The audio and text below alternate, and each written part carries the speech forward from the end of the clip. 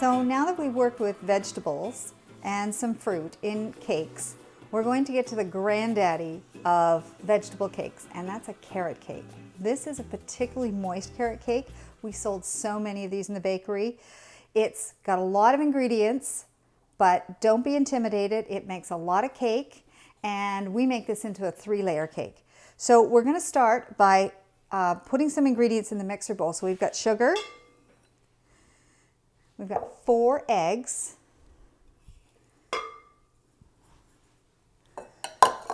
we're going with sour cream. So sour cream adds some strength to this. It adds some taste and some acidity that helps it rise. And as well, it helps with the texture and the moisture. So the sour cream is the real secret here. There's 2 secrets. The other secret is the pineapple. Crushed pineapple is what you use here. And if you don't like pineapple, you can probably put applesauce in, but the acidity in the pineapple really does help keep lots of moisture in. So we're going to put that under the mixer and let that start going. This makes a lot of cake. In the meantime, we're going to mix together the dry ingredients. We have brown rice flour, so we're sifting these again just to make sure that there's no lumps. We've got some white rice flour.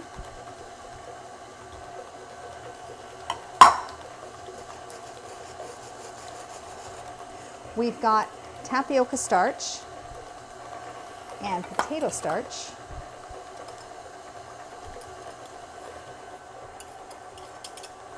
And we've got some sorghum flour. Sorghum flour has more protein in it and gives it more strength. So while we mix those together, we have our baking powder, baking soda,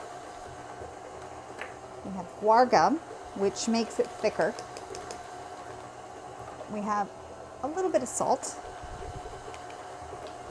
and we got our spices. So we've got cinnamon and nutmeg. So much flavor going on in this cake.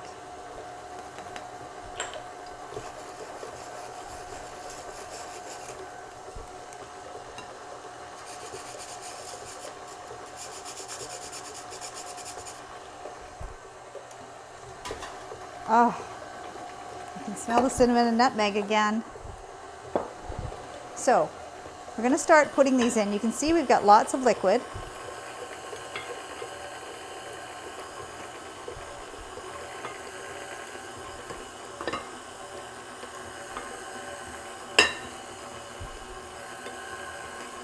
So we're also adding walnuts to this. If you have an allergy to nuts, you may not want to add walnuts, but they really do give it a depth of flavor and a lot of structure. Whenever I've tried with a recipe that used, say, brownies and had walnuts in, and I tried to make the brownies without the walnuts, it changed everything. When you're dealing with gluten-free, you have to really be careful about taking out some ingredients, because chances are you're going to have to add something else in.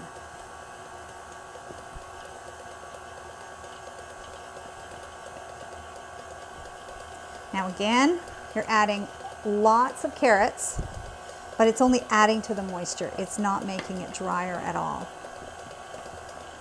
There's lots of sugar in the carrots and lots of moisture.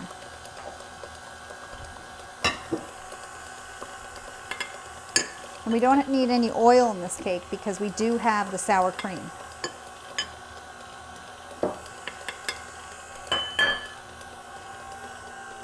I'm sure you thought it wasn't all going to fit, but it all fits. The last thing we're going to put in is the walnuts.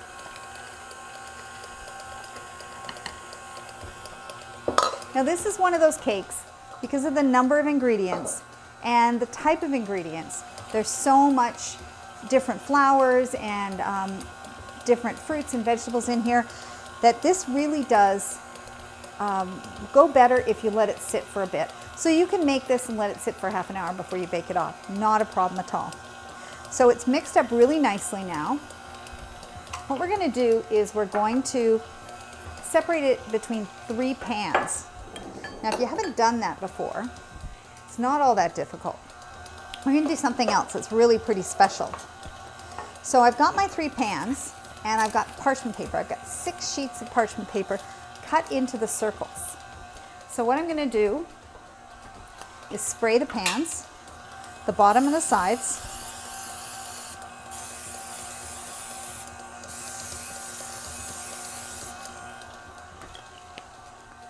I'm going to line the bottom of each with a piece of parchment paper. That's ready to go. And I know that these pans all weigh about the same amount. If you're not sure about that, you can weigh the pans to start with. So I've got my trusty scale. I'm going to eyeball it at first, and then I'm going to weigh them out and just check and see. So we're doing a layer cake. So you really do want each of the layers to be about the same size. Oops, let's get this out of here. So let's just mix this to start. So we're going to eyeball it.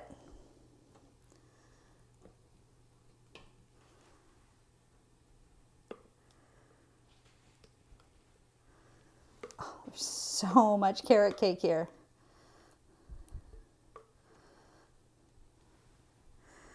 We've got enough for a big party.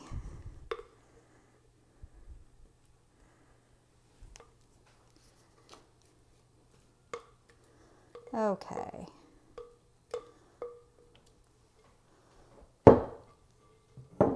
So what I'm going to do is I've got my scale,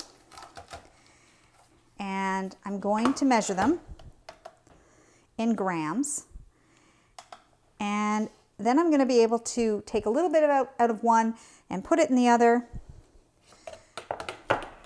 and get them all so that they're just about right. Okay.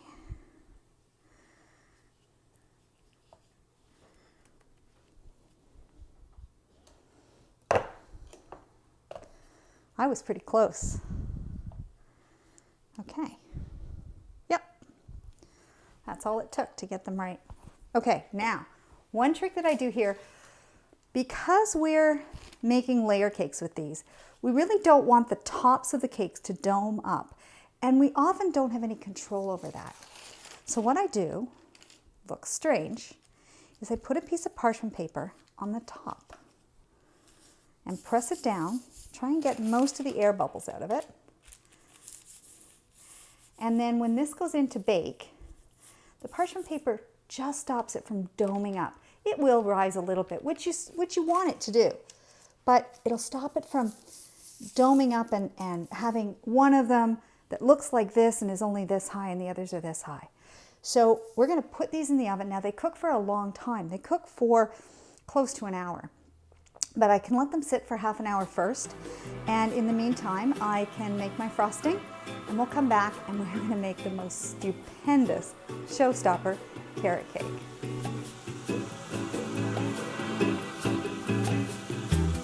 So now that we've made the carrot cake, we're going to make cream cheese frosting. Cream cheese frosting traditionally goes with carrot cake, and it's so good, you'll know why. So we're going to start with 1 package of cream cheese. Now this needs to be at room temperature. And then we're going to add butter. This is one of those recipes that can easily be doubled or tripled depending how much cream cheese you have and how much frosting you want. So we're going to put that here in the mixer. We're also going to add a little bit of vanilla. We're going to let that go so that the butter and the cream cheese become one. While that's happening, we're going to sift the icing sugar. Icing sugar often gets lumps in it, and they're easy to come out. They're easy to take out, but it's really a lot easier if you can add the icing sugar without lumps to it, to your frosting. Then there's no danger of getting lumps in the frosting, and it's nice and smooth.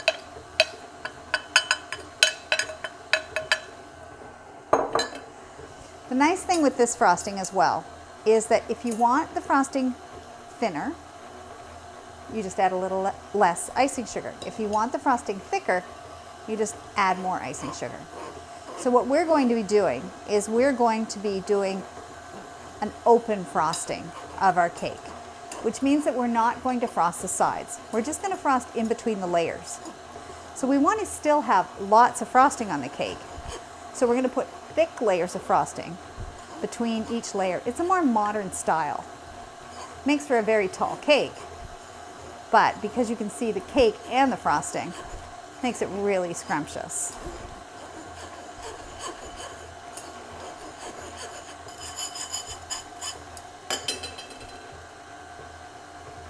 Well, see, there's still going to be some lumps in the very end of the sugar. So we're going to add this. It's so light and fluffy now that it's been sifted.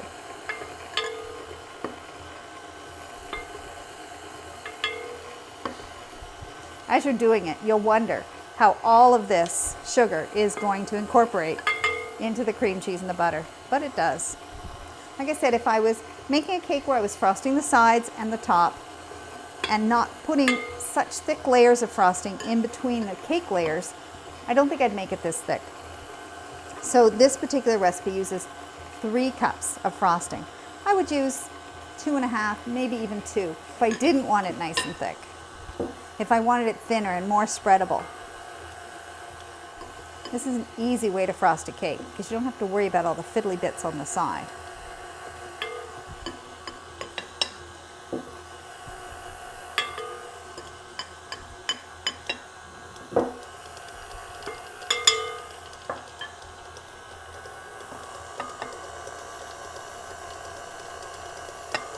Here we go.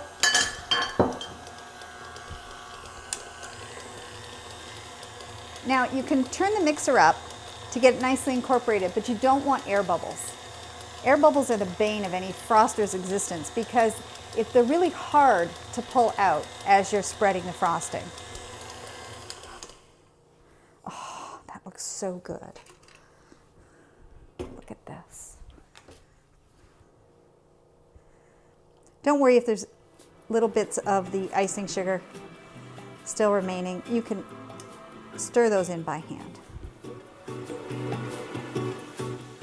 So I made some carrot cakes earlier. With the parchment paper still on top, I cut them so that they would be nice and flat.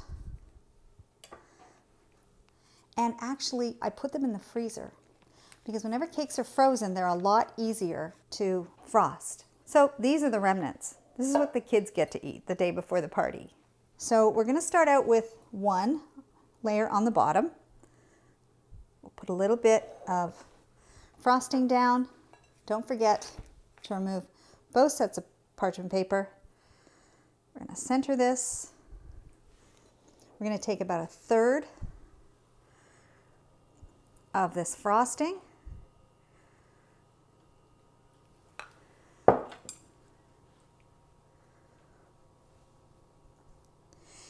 And this is great because you don't have to be a master froster to do this. It doesn't even matter if you get little bits of the frosting in anything. You just frost to the edges. We'll get the next one here going. There we are. That one's cut through.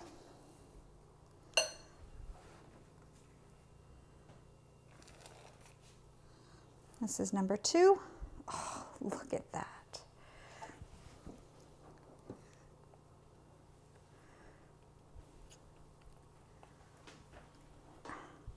This is the easiest way to frost a cake. Now, if you want, you can put some orange color in some of the frosting and make some fancy little carrots to go on the top, but you don't need to. That's what makes this so easy. Look at all these remnants of cake.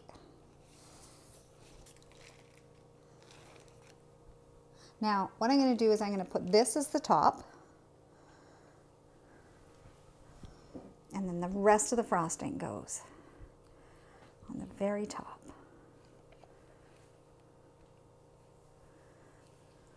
Don't worry if you didn't make the frosting layers completely even. When somebody gets a slice, they'll get the same amount of frosting.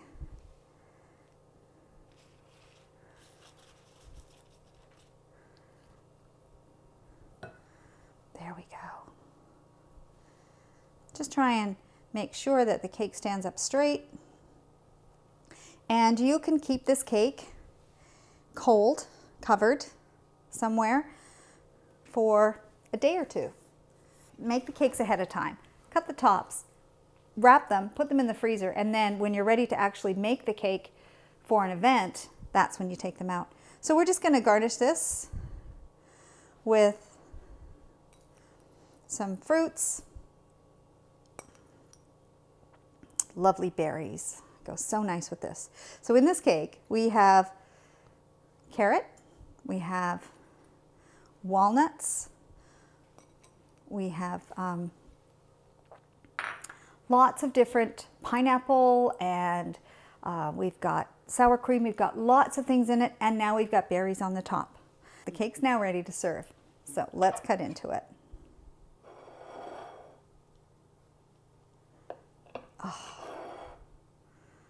Oh, I just can't wait to get a piece of it.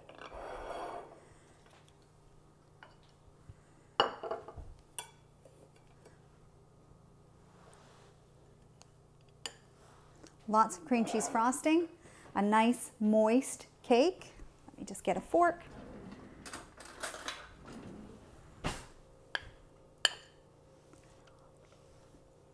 We get the crunch of the walnuts. You can taste the cinnamon.